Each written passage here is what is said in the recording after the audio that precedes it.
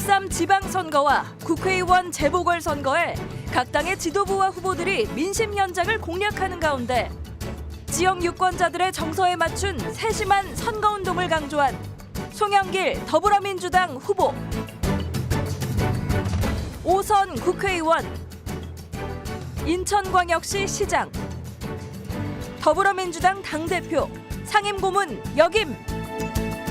숱한 선거 경험을 토대로 승리를 위해 가장 중요한 건 무엇보다 겸손함이라고 강조. 항상 우리가 교만하는 순간 이게 사고가 나기 때문에 항상 겸손한 자세로 국민의 뜻을 받드는 태도가 필요하다고 생각이 들고요. 또 한순간의 민심이 변화될 수가 있으니까. 송영길 후보가 본 6.3 지방선거와 재보궐선거 전략 집중 분석합니다. 6.3 지방선거와 국회의원 재보궐선거가 가까워지면서 수도권 판세 또 여권의 개혁 과제에 대한 논쟁도 한층 뜨거워지고 있습니다. 인천 연수갑 국회의원 보궐선거에 출마한 송영길 후보와 자세한 얘기를 나눠봅니다. 송 후보님 안녕하십니까? 네, 안녕하십니까? 오늘 인천 계양을 김남준 후보 선거사무실 개소식에 다녀오셨잖아요. 네네. 후원회장도 맡고 계신데 아니 본인 선거 바쁘실 텐데 직접 힘을 보태고 계십니다. 지난주 김 후보가 이 자리에서 송 후보에게 많은 것을 배우고 있다 이렇게 얘기를 했는데 특히 어떤 점을 당부하고 계세요? 어제 중앙당에서 저를 인천 지역 선대위원장으로 임명을 했습니다. 네. 김남준 후보와 박찬대 인천시장 후보, 저 송영길이 이재명 대표를 중심으로 특별한 인연이 있습니다. 이재명 대표를 30년 동안 모신 분이 김남준 후보고, 네.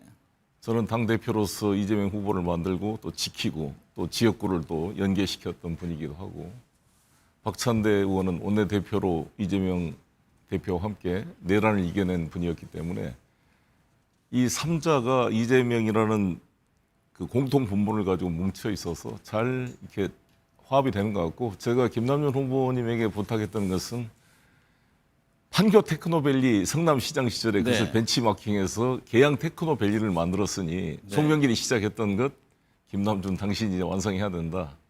이걸 강조했습니다. 인천 계양에서 5선을 지내셨고 인천시장도 역임했습니다.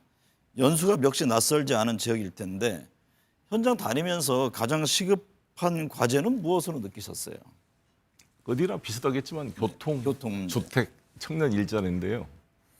저의 슬로건이 인천을 바꾼 힘, 연수를 새롭게 이렇게 했습니다. 네.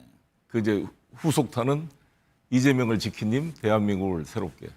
근데 제가 이 슬로건을 쓴 이유는 제가 인천시장 시절에 아파트만 놓여 있었던 송도 경제자유구역 1,600만 평을 세계적 도시로 바꿨는데 일조했다고 제가 자부를 합니다. 네. 삼성바이오부터 시작해서 세계 최고의 바이오 클러스터와 엠코 테크놀로지, 글로벌 캠퍼스, 녹색 기후기금, 체딕스쿨 비롯해서 많은 국제기구와 첨단 기업을 유치해서 지금 23만 명의 국제도시가 됐거든요. 네. 근데 이 힘을 바로 건너 동네인 연수갑, 현재 연수구와 연계시켜서 변화시키겠다는 게 제 구상이고요. 네. KTX와 GTX가 이제 청학역이 만들어졌는데 가장 중요한 제2 경인선을 핵심 과제로 하고 있습니다. 네.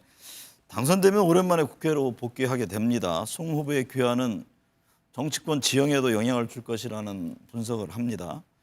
최근 조작기소 특검법을 두고 청와대가 속도 조절을 중면했고요. 한병도 원내대표도 관련 논의를 지방선거 이후에 진행하겠다고 밝혔는데요. 청와대의 메시지는 어떻게 받아들이셨어요? 잘하신 것 같습니다. 애초부터 저는 이게 선거 때 이거 추진한 것은 적절치 않았다고 생각합니다. 네. 개혁신당 조응천 후보의 제안으로 범보수 수도권 후보들이 연석 회의까지 열었습니다. 그 움직임은 어떻게 보고 계세요? 그냥 보고 있습니다. 네. 야권에서는 아무래도 이걸 이제 야권에서는 이걸 정치 쟁점으로 삼으려고 그러겠죠. 네. 그런데 이미 이것을 선거 이후로 논의하겠다고 한 만큼 나중에 끝나고 나서 차분하게 논의할 문제고, 제가 이 말 나올 때마다 강조하고 있습니다만 지난번 대장동 사건 때 김성태 쌍방울 회장을 외환관리법 위반으로 기소돼 재판을 받고 있는데 이재명 대통령을 끌어들이려고 제3자 뇌물죄로 기소했다가 공소 기각 판결을 받았습니다. 네. 이러한 검찰의 공소권 남용에 대해서 검사 스스로 반성을 절대 하지 않습니다. 저도 다 무죄 받지 않았습니까? 네. 아무도 반성하는 게 없어요. 한동훈 후보 지금 말하는 거 보세요. 무슨 반성이 있습니까? 그래서 제가 한동훈은 반드시 이 문제에 대해서 책임을 물어야 될 사람이다 이렇게 제가 이야기하고 있습니다. 네. 김부겸 민주당 대구시장 후보가 최근에 선거 국면에서는 말과 입법 모두 신중해야 한다 이런 취지의 발언을 했는데요. 특검법 논의가 지금 현 시점에서 판세, 경합이 치열한 걸로 예상되는 영남권, 특히 뭐 부산, 경남 이런 지역에 영향을 주고 있다고 보세요? 일부 줄 수는 있겠지만 이미 다 청와대에서 입장을 분명히 밝혔고 네. 이걸 정리한 것이기 때문에 큰 영향은 없을 거라고 보여지고 저는 오히려 걱정이 지금 평택에서 김용남 후보와 조국 후보의 논쟁, 네. 우리 내부의 정체성 논쟁, 즉 김용남이나 여러 가지 분들이 우리 당을 오셨는데 과거를 가지고 공격을 하기 시작하면 부산이나 대구나 우리가 보수적인 부분에 외연을 확장시켜야 되는데 네, 이것과 상충되지 확장. 않을까라는 네. 걱정이 있는 거죠. 예를 들어서 김부겸 후보님도 박정희도 껴안고 박근혜 대통령도 면담하겠다고 그런 판인데 한쪽에서는 정체성 논쟁으로 공격을 하면 메시지가 충돌할 수 있다 이런 우려가 있습니다. 네. 서울, 부산, 대구 지역에서 후보들 간 판세가 좁혀졌다는 여론조사가 나오고 있는데요. 선거 여러 번 치러보셨잖아요. 이번 6.3 선거의 최대 이슈는 뭐라고 보고 또 어떤 예측을 하세요? 저희 민주당의 슬로건이 국가를 정상화시키고 유능한 지방 정부를 만들자는 겁니다. 국민들께서 이재명 정부에 대해서 지지를 많이 보내는 이유는 이데올로기나 이것에 이념에 치중하지 않고 실용적 접근으로 국민을 잘 먹고 살게 만들겠다. 주가 5천 시대를 만들겠다고 공약했더니 그때 이준석 김문수 후보나 다 나경원 이런 분들이 코웃음을 쳤잖아요. 네. 근데 지금 1년도 안 돼서 7,500이 넘어갔습니다. 이걸 한동훈 씨 말처럼 윤석열이 있었더라도 이렇게 됐다고 말한 것은 궤변일 것입니다. 그래서 이것은 어찌됐건 이재명 정부의 유능함이 입증된 거기 때문에 이러한 유능함을 지방 정부에서도 해서 정치 싸움이 아니라 실질적으로 만들어 보자. 그래서 저는 김부겸 후보도 이겨야 된 이유가 이건 제가 이렇게 강조합니다. 네. 지금 추경호 후보님 경제부총리 때 뭐 했어요? KT공항 어떻게 했습니까? 아무 KT공항 지금 착공도 보상도 못하고 있습니다. 그래서 대구 경북 출신 이재명 대통령은 민주당에서 전무후무한 일입니다. 임기가 4년이 남았습니다. 김부겸 대구시장 만들면 4년 동안 TK 출신 대통령과 총리 출신 대구시장이 같이 힘을 합하면 이념이 뭔 필요가 있어요. 대구 네. 경북에 도움이 되지. 이미 추경호 내란 관련 범죄로 기소되어 있는 추경호를 시켜서 도움이 될까? 이것을 냉정하게 판단해 봐야 된다고 봅니다. 그 점은 전재수 부산시장 후보도 강조를 하고 있더만요. 마찬가지입니다. 그렇지 않습니까? 이미 전재수는 해수부 장관으로 북극 항로의 비전을 가지고 새로운 해양 수도 부산의 비전을 전재수에게 들어보면 가슴이 뛴다고 저는 생각합니다. 네. 6.3 선거와 관련해서 후보자 중심이 돼야지 지도부가 자기 홍보회장이 돼서는 안 된다. 이런 일침을 가한 바도 있는데요. 네. 어떤 배경에서 한 말인가요? 아니 이걸 가지고 또 정청래 대표와의 갈등이냐 디스냐 이런 것은 저는 지나친 그 확대 해석이라고 보여지고요. 네. 정청래 대표님이나 저나 모두 다 이 지방선거를 이겨야 된다는 마음은 똑같은 거 아니겠습니까? 네. 그렇다면 저는 모든 선거는 후보자한테 도움이 되는 거니까 후보자의 의견을 잘 들어서 그쪽에 요청하는 사람을 보내자 이런 취지인 거죠. 네. 정치인이 선거할 때는 어떤 현장에 방문하고 유권자를 만날 때 또 어디를 갈지 누구를 만나서 어떤 메시지를 전할지 이게 다 어떻게 보면 정치적 의미나 계산이 그렇습니다. 있잖아요. 송 후보 앞서 말씀하셨듯이 중요한 선거를 여러 번 치르셨는데 네. 어떤 점에 초점을 맞추고 또 선거를 치르는 게 중요하다고 보세요? 이재명 대통령께서 정치는 내가 하고 싶은 걸 하는 게 아니라 국민이 원하는 바를 대변하고 대신하는 거다 이런 말씀을 했는데 네. 이재명 대통령의 장점이 민심과 싸우지 않고 바로바로 수용을 하고 자기를 수정한다는 것입니다. 그게 국민들이 그래서 이 지지도가 높아지는 거거든요. 그래서 저는 지금 단계에서 후보는 일단 경청을 하고 들어야 된다고 보는 거죠. 네. 가르치려 하지 말고. 그래서 저도 지금 제 캠프를 경청 캠프로 정했습니다. 네. 그래서 타운홀 미팅을 쭉 하려고 합니다. 네. 네. 김민석 총리가 검찰 보안수사권 폐지를 전제로 보안수사 요구권 논의를 지시했습니다. 검찰개혁의 방향이 보안수사권 폐지, 그렇지만 보안수사 요구권에 대해서는 수용할 수 있는 방향으로 가닥을 잡고 있다, 이렇게 봐야겠죠. 그렇습니다. 이 부분은 어떻게 보세요? 보안 수사 요구권은 이견이 없이 다 동의했던 거죠. 보안 수사 요구권으로 부족하니까 제한적인 보안 수사권을 두자 가지고 지금 논쟁이 되고 있는데, 저는 일관되게 보안 수사 요구권으로 저는 가능하지 않겠느냐, 이런 주장을 하고 있습니다. 네. 김건현 전북지사가 무소속 출마를 선언했습니다. 당 차원에서는 어떤 해법이 필요하다고 보십니까? 후보가 단일화 가능성이 있을까요? 저는 전남, 광주, 전북은 우리 민주당이 좀 후보를 선정하는데 좀 특별한 절차가 필요하다고 봅니다. 네. 여기서는 경선이 본선이잖아요. 그러니까 민주당원이 아닌 우리 호남 사람들은 어떤 박탈감이 있어요. 결정권이 박탈된다는 느낌이 들어요. 아니, 자기들끼리 당원들과 여기서 결정해버리면 유권자들은 선택할 수 있는 기회가 없어져 버린 거잖아요. 그런데 사실 너무나 안타까운 일이고, 김관영이 현직 지사고 지지율 1등인 사람을 바로 이 사건이 나오자마자 제대로 해명도 안 들어보고, 그것도 무슨 당원권 정지 정도가 아니고 바로 제명 조치를 했다는 것은 너무 과도한 것이 아니냐, 저는 이렇게 생각합니다. 일각에서는 이를 당내 개파 활동으로 연결하는 시각도 있던데요. 안호영 의원은 단식까지 한 바 있고요. 그 점은 어떻게 보세요?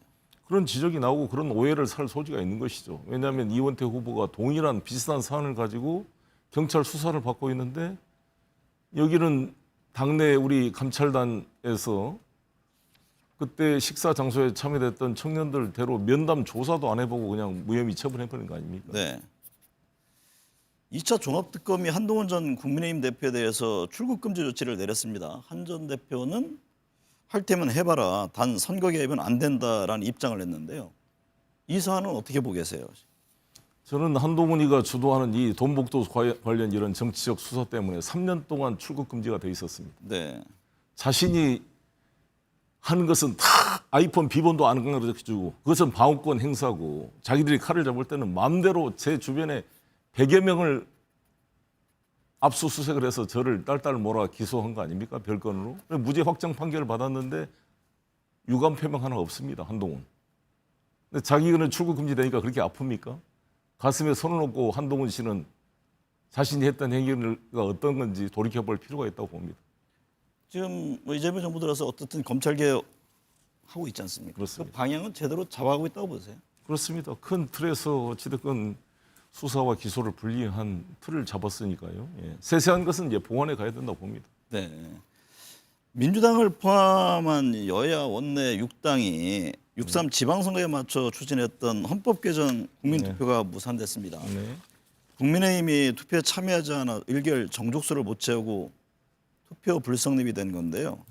이 대통령도 개헌 의지를 강조한 바 있고요. 이 상황은 어떻게 보세요? 글쎄, 저는 이해가 안 되는 게, 아니 중요한 내용이 세 가지잖아요. 5.18 헌법 정신 전문에 넣겠다. 윤석열 씨도 찬성했던 거 아닙니까? 국민의힘 공식 입장 아닙니까 이게? 두 번째, 아니, 비상계엄 요건을 강화시켜서 사전 승인하게 하겠다. 아니, 이거를 반대해야 될까요? 만약 이재명 대통령이 비상계엄 발동하면 어떡하려고 그래요? 그다음에 지역균형 발전에 들어있는 건데, 이걸 가지고 무슨 유튜브 보면은 이 보수 유튜버들이 무슨 사회주의 헌법을 만들려다 이런 그 가짜 뉴스를 횡행하고 있는데 혹세무민하고 있는 정당이 아닌가 생각합니다. 6.3 지방선거 이후에라도 이 개헌 논의를 다시 본격화해야 한다, 이런 얘기들을 그렇습니다. 하잖아요. 그 부분에 대해서는 어떤 입장이세요? 국민 여러분, 우리 헌법이 87년도에 만들어졌잖아요. 네. 지금 40년이 됐습니다. 지금 한 살 때 입었던 옷을 40살까지 입어야 되겠어요? 저는 헌법은 수시로 개정해야 된다고 봅니다. 조금씩 한꺼번에 다 크게 개정하려 욕심부리지 말고 여야가 공감대를 이룬 부분부터. 그래서 이번에도 여야가 공감을 이뤘던 5.18 정신 헌법 전문 등재와 비상계엄 발동 요건 강화시키자는 건데, 집권당 대통령이, 현직 대통령이 자기의 권한을 제한하겠다 그러는데 야당이 반대하는 이런 야당이 논리적으로 좀 이해가 됩니까? 저는 이해가 잘 안 됩니다. 네. 말씀하신 대로 지금 헌법이 이제 87년 이후에 손대지 않은 채 시간이 많이 흘러서 수정해야 한다 이런 입장. 그럼 여론도 높죠. 그렇죠. 헌법 개헌 논의는 어떤 방향으로 가는 게 맞습니까? 아니, 헌법 개헌 논의는 개헌할 내용들이 다 많은데 당장 저는 이번에 어쨌든 단계론적으로 가기로 했던 대통령이 대통령 선거 전에 했던 공약이 얼마나 내용이 좋았습니까? 예를 들어 감사원 권한을 국회에 이전하겠다는 대통령이 어디가 있어요? 아니, 대통령의 직속 기관인 감사원을 국회로 이전하겠다고 공약했어요. 이재명 대통령이 후보가. 아니, 결선 투표제 도입하겠다. 그다음에 책임 총리제 임명하겠다. 책임 총리제가 뭡니까? 이게 이원 집정부제와 달리 네. 국회가 추천한 총리를 대통령이 임명하겠다고 한 거 아닙니까? 그만큼 대통령 권한을 국회로 이관시키고 좀 더 국민에게 권력을 분산시키겠다는 이 현직 대통령의 충정을 저는 국민들이 알아줄 거라고 생각합니다. 이번 이제 선거에 보면 이제 구도 여러 가지 얘기를 하지 않습니까? 인물에 대한 얘기도 하고 선거 이제 여러 번 치러보셨으니까 이재명 대통령 지지율은 지금 높습니다. 네. 근데 당 지지율은 거의 못 따라가고 있고 네. 또 각 후보 간 지지율은 각각 다른데 어떤 점이 가장 중요시 될 것이라고 보세요? 그러니까 그 이재명 대통령 인기가 올라간 이유가 먹고 사는 문제에 집중해주고 실용주의 외교로 지금 엄청난 외교적 어려움 속에서 균형을 잘 잡아가면서 이 우리의 국익과 주권을 지키기 노력하는 게 보여지는 거 아닙니까? 네. 그래서 저는 우리 민주당도 그런 대통령의 그런 모습을 뒷받침하면서 함께 동조 현상, 디커플링이 나지 않도록 노력해야 된다고 봅니다. 그래서 이번 선거도 당의 어떤 색깔을 주도로 내세우기보다는 이재명 대통령의 유능한 실용정부의 메시지를 유능한 지방정부와 연결시켜서 접근해야 우리 영남에서 우리가 성과를 얻을 수 있다 이렇게 생각합니다. 만약 국회에 들어가시면 네. 어떤 일을 집중해 보고 싶으세요? 기존에는 외교안보 쪽에서 상당히 좀 두각을 나타내고 그러셨잖아요. 일단 제 지역구부터 우리 연수구에 중고 자동차 매장이 있는데 옛날에 우리 추억의 송도 유원지가 중고 자동차로 다 덮여 있어요. 네. 근데 이 중고 자동차를 우리나라가 작년에 80만 대 수출했습니다. 100억 달러 이상의 수출 효과가 있기 때문에 이 중고 자동차 산업도 보호하고 네. 우리 송도 유원지도 복원시키는 게 저의 중요한 과제가 됐는데 저는 국회 들어가자마자 이 중고자동차 수출 진흥에 관한 특별법을 만들어서 대체 부지를 만들어 양자의 이익을 조화시켜 볼 생각이고요. 국회로 가면 이제 국방위에 들어가서 네. 이런 비상계엄이나 이런 국군의 이런 일이 반란이 일어나지 않도록 대한민국의 헌법에 충실한 군대를 만드는 데 집중해 볼 생각입니다.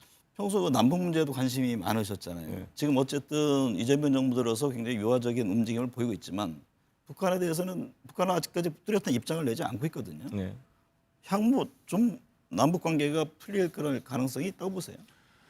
저는 이번에 트럼프 대통령이 재임 기간이 3년이 남았고 올해 11월에 중간선거가 있는데 중간선거 전에 저는 이란과의 전쟁과 우크라이나 러시아 전쟁도 마무리될 걸로 기대를 합니다. 그렇게 되면 이 러시아의 역할이 매우 중요하게 되는데 제가 아시다시피 러시아와의 특수한 관계가 있어서 네. 국회 복귀하자마자 러시아를 방문할 계획을 가지고 있습니다. 그래서 한러 관계를 복원시키고 이 러시아와의 관계를 통해 남북 관계를 뚫어보고자 합니다. 그리고 미국과 러시아 간에 타협점이 만들어지면 우리의 그런 공간이 만들어지지 않을까. 네. 이것을 정말 제가 항상 강조하는 비스마르크의 말, 정치가 인물은 역사 속에 사라져가는 신의 옷자락을 붙잡아서 기회를 현실로 만들어내는 사람이다. 네. 이 한맺힌 분단의 역사에 파열구를 내는 그 기회를 잡아보고 싶습니다. 그런데 여전히 북한은 어쨌든 미국과의 직접 대화에 그렇습니다. 주력하고 있는 상황이잖아요. 그렇습니다. 그 점을 그럼 어떻게 풀어갑니까?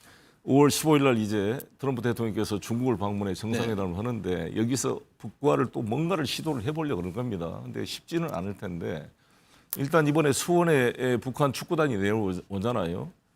이번 올해 말에 원산에서 우리 아리 축구회를 하려고 그럽니다. 축구 시합을 하려고 그럽니다. 네. 그리고 28년도에 이제 LA 올림픽이 있고 아시아 탁구 선수 대회를 엽니다. 북한에서. 네. 근데 우리가 참여하게 될 거고요. 일단 스포츠 교류를 통해서 이런 공간을 조금씩 만들어갈 필요가 있다고 생각합니다. 이재명 대통령이 얼마 있으면 1년 되지 않습니까? 그동안의 쭉 과정 지켜보니까 어떤 점을 느끼셨어요? 생각보다 잘하고 있다. 네. 잘할 걸로 생각했지만 더 잘하고 있는 것 같습니다. 네. 근데 대신 걱정이 너무 혼자 일을 많이 해가지고 너무 힘들다. 이게 마라톤인데 그래서 제가 이번에 국회에 들어오고 싶었던 이유도 들어와서 좀 대통령의 좀 짐을 덜어주고 싶은 생각이 큽니다. 네. 관련한 얘기일 수 있겠습니다만은 정치권은 특히 이제 민주당 6.3 선거 이후에 당권 향배에 관심이 쏠립니다. 네. 송 후보는 정청래 대표가 공천을 준 게 아니라면서 당원 뜻을 강조한 바도 있잖아요. 국회 입성 시에 당권 도전합니까? 정청래 대표가 당을 대표해서 저한테 공천을 준 것이죠. 네. 고맙게 생각합니다. 그런데 저는 이제 그 어떤 점을 강조했냐면 정청래 당대표께서 당원이 주인된 당을 더욱더 강조하면서 1인 1표제까지 도입한 만큼 당원의 형식적이 아니라 실제로 당원의 의사가 반영되는 정당을 만들어라. 저는 이 점을 강조한 것입니다. 네. 당권 도전 문제는 정치인이 하는 것 같지만 국민이 한다고 하는 이재명 대통령 말씀처럼 제가 이제 선거 끝나고 나면 바로 전당대가 2달 앞에 다가오기 때문에 여론조사가 시작되고 당원들의 여론을 수렴하게 될 것입니다. 그러면 그때 정말 당원들이 이 송영길이 필요하다. 이러한 요구가 나온다면 당연히 고려해 볼 수 있다고 생각합니다. 당연히 고려란 표현은 상당히 적극적인 움직임으로 들립니다.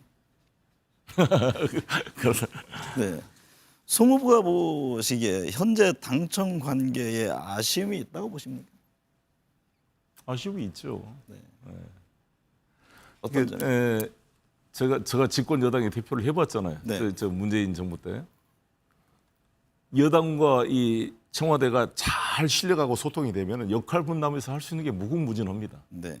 가능한 갈등을 줄이고 내부적으로 해소할 수 있는 것을 잘 못해가지고 밖으로 갈등이 표출되는 것은 적절치가 않고 무엇보다도 저는 지금은 이재명 시대이기 때문에 이재명 대통령 임기가 앞으로 4년이 남았습니다. 대통령의 국정 수행을 중심으로 당이 잘 이게 뒷받침해주는 역할이 필요하지 않는가 생각합니다. 네. 6.3 지방선거와 국회의원 재보궐선거, 지역의 미래를 결정하는 선택임은 물론 현 정부의 국정 운영에 대한 민심의 평가이기도 합니다. 오늘 함께 해주셔서 감사합니다. 네, 감사합니다.